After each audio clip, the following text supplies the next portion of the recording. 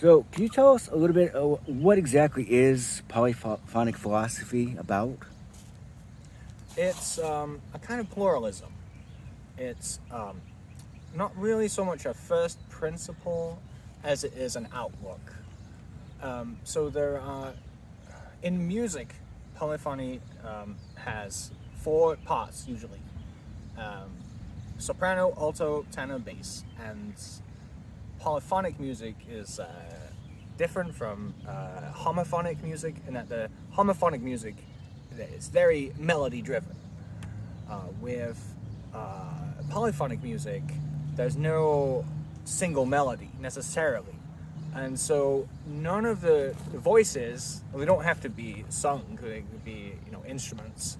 None of the voices are necessarily fundamental. So, you mentioned pluralism. How do you define pluralism? It's tricky to define. The idea basically is multiplicity. And there's different kinds of things you could be a pluralist about.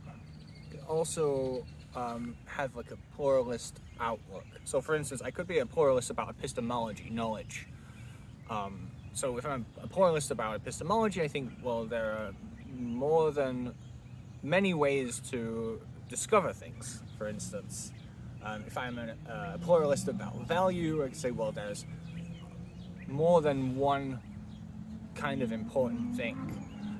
I don't defend every kind of pluralism because I'm not familiar with them all. For instance, like logical pluralism, that's above my pay grade, really.